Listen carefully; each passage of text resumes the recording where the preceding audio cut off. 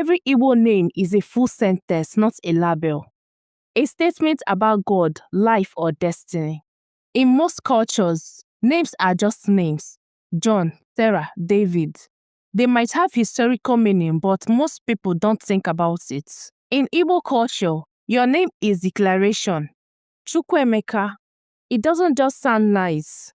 It means God has done well.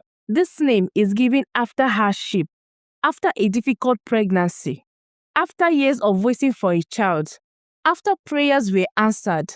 The name is testimony. Chioma, God is good. Given when a child arrives as a blessing, a recognition that God is good. Nnamdi, my father is alive. This name is given when a man dies before his child is born. The child carries his father's name and declares, "He is alive through me. He lives through me."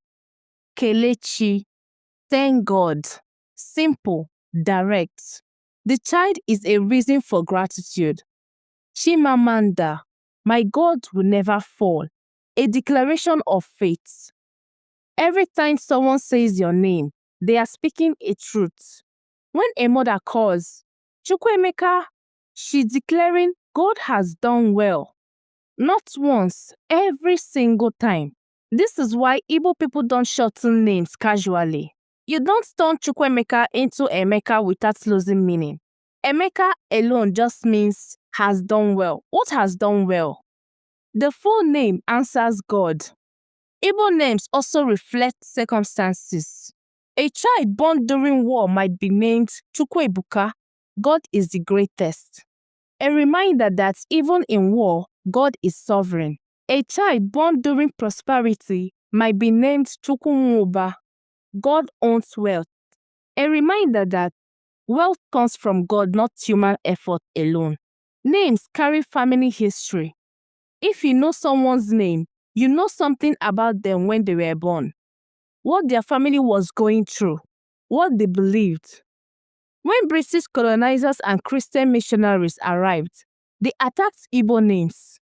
They called them pagan, said they were uncivilized. They baptized Igbo children with Christian names. John, Peter, Mary, Paul. They told Igbo parents, your names are not acceptable to God. But Igbo people resisted. They kept their names, gave them to their children because the names was the story. Erasing Chukwuemeka and replacing it with John wasn't just changing a word. It was erasing God has done well.